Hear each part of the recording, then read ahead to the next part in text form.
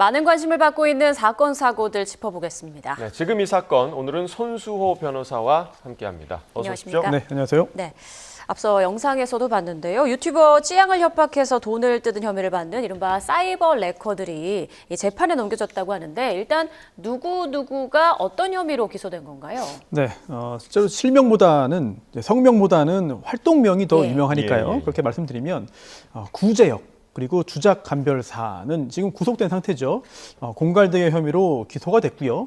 그리고 또 카라큘라는 같은 공갈입니다만 정범은 아니고 공갈 방조입니다. 예. 현재 구속이 되어 있는 상태에서 공갈 방조 등으로 기소가 됐고요. 그리고 크로커다일은 역시 공갈 방조입니다만 구속되어 있지 않은 상태, 예. 불구속으로 기소됐습니다. 이렇게 공갈 그리고 공갈 방조 등으로 기소가 이루어졌습니다. 네, 자, 이 수사에 대한 압박이 이제 오자 통화 녹음 파일을 편집하는 그런 행동을 했다고 하는데 이건 증거 인멸에 해당하는 거 아닙니까? 그렇습니다. 네.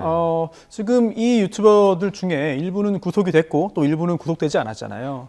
당시에 구속 여부를 판단함에 있어서도 증거인멸이라든지 다 여러 가지 요건들을 다 판단을 했는데 그 당시에도 이 통화 녹음에 대한 편집 예. 이런 것들도 가만히 됐습니다. 즉 실제로 방송을 하기 위해서 당연히 편집을 할 수 있는 것이죠. 예. 하지만 그뿐만이 아니라 그걸 넘어서 혹시라도 증거를 뭔가 조작하기 위한 그런 편집이 아니었느냐 또는 수사에 대응하기 위한 그런 편집이 아니었느냐 방송 대비와 동시에도 성립할 수 있는 것이거든요. 이런 부분들 앞으로도 도대체 왜 이런 일을 했는지를 판단을 해야 될 것이고 그리고 또 만약에 수사를 방해하는 목적으로 이런 음성 파일 등을 편집했고 이용했다면 예. 양형에도 충분히 영향을 미칠 것으로 보입니다. 네, 예. 이렇게 사이버 레커 유튜버 4명은 기소가 됐는데 그 찌양을 협박한 혐의를 받는 변호사는 이번에 빠졌더라고요.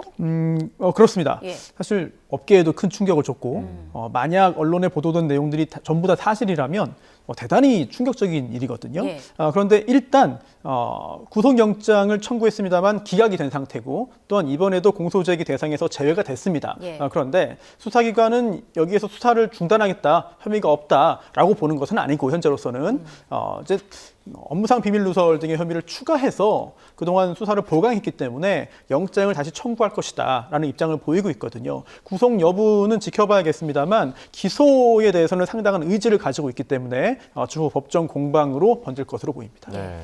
자, 검찰에 따르면 이 사이버 해커로서 기소된 이 유튜버들이 SNS 단체방 등에서 좀 범행 대상을 물색하기도 하고 또 관련 정보를 좀 공유하기도 했다고 그렇게 좀 발표가 있었는데 이런 거는 조직적인 그런 계획 범죄라고 볼 수 있는 거죠? 그렇게 볼 수 있죠. 예. 다만 우리가 일반적으로 말을 하는 조직 범죄 그리고 또 계획 범죄와 법에서 말하는 그런 조직 여부는 또 약간 다를 수는 있습니다. 예. 우선 여러 사람들이 함께 논의를 하고 또한 누구를 대상으로 어떠한 범죄를 할 것이며 어떤 방법을 취할 것인지를 서로 상의를 하고 서로 용기를 주었다면 이거는 조직적인 범죄다. 그리고 계획적으로 범한 범죄다라고 말을 할 수 있죠. 다만 우리 법에서 이 범죄 단체 조직 또 범죄 조직을 만든 것들을 처벌을 하고 있습니다. 예. 그런데 여기에는 해당이 되지 않을 것으로 보여요. 왜냐하면 이 여러 유튜버들이 함께 범죄를 만들어가고 서로 도움을 주었다 하더라도 우리 법이 말하는 범죄 단체라 함은 이게 좀 조직이 잘 짜여 있고 위계 질서가 있어야 됩니다. 그런데 지금까지 드러난 바에 따르면 통솔이라든지 또는 위계 질서가 보이진 않는 것 같아요. 그렇다면 범죄 단체로 보기는 어려울 거고요. 다만 최근에 우리 검찰과 법원은 범죄 단체까지는 이르지 않더라도 범죄 조직으로 인정해서 강하게 처벌하는 경우들은 많이 있습니다. 예. 뭐 중고차 사기라든지요, 아니면 빌라 사기라든지 빌라 전세 사기 이런 것들의 경우에 범죄 조직이 많이 인정이 되는데 하지만 이렇게 범죄 조직으로 인정을 하려고 하더라도 각자의 역할 분담이 있어야 돼요.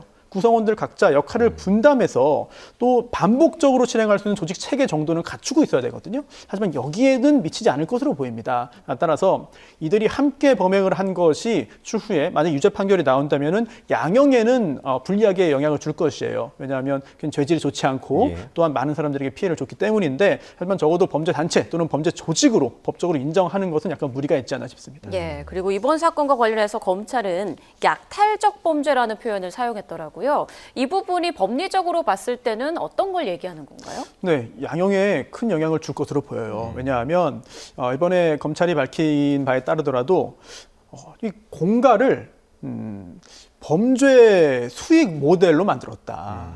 즉 실무를 하다 보면은 아주 예전부터 이 공갈 범죄는 계속 일어나고 있습니다. 예. 이 공갈이라는 게 거짓말한다, 뭐 공갈친다 그런 의미가 아니라 우리 법에서는 협박을 해가지고 돈을 예. 뜯어내는 거거든요. 그런데 주로 연예인이나 유명한 사람들의 약점을 포착한 다음에 이거를 묻어주는 대가로 돈을 받는 경우들은 꽤 많이 있습니다. 그런데 지금 이 사안은 이러한 개별적인 공갈에 그치는 것이 아니라 상당히 조직적이에요. 예. 네, 그리고 또 체계적이기도 하고 더군다나 유튜브를 활용하고 있습니다. 굉장히 많은 사람들이 굉장히 자주 활용을 하고 또한 최근에는 경우에 따라서는 상당히 유튜브를 신뢰하는 사람들도 많이 늘고 있거든요. 예. 그런 상황에서 이 방송을 활용해서 유튜브를 활용해서 다른 사람들을 협박하고 돈을 뜯어내는 이런 신종 범죄 아니냐라고 검찰이 보는 것으로 이제 생각되고요. 그리고 특히나 더 경계해야 되는 것들이 계속해서 공갈 범행만 했느냐 그건 아닙니다. 또 계속해서 범죄만 했느냐 그것도 아닙니다. 또 일부 이제 기소됐으니까 일부 피고인의 경우에는 상당히 좋은 이미지를 갖고 있었어요. 예, 예. 또 그렇게 함에 있어서 좀 정의감 있는 행동들을 하고 또 누군가 사회 고발을 하고 또 악행을 저지른 사람들에 대한 지적과 비판을 하면서 많은 사람들의 인기를 모았습니다. 그런데 이렇게 인기를 모은 다음에 어제 그 주목도를 끈 다음에 예. 누군가에게 이런 것을 돈을 뜯어내는 목적으로 활용을 했다면 사실 어떤 것부터 시작했는지 모르겠습니다만 범죄 목적으로 선행을 해서 이렇게 인기를 모은 것인지 아니면 인기가 많아진 다음에 돈을 벌기 위해서 이것들을 공갈범죄에 활용한 것인지 선후관계는 모르겠습니다만 결과적으로는 굉장히 사회에 미치는 악영향이 큰 그런 범죄이기 때문에 검찰도 굉장히 적극적으로 이 사건 공소 유지에 나서겠다는 입장을 밝힌 것으로 보입니다. 예, 뭐 어떤 일을 했었든 이 사안과 관련해서는 굉장히 좀 조직적이고 죄질이 나쁜 범죄이기 때문에 어떤 처벌이 좀 내려질지 좀 지켜봐야겠고요.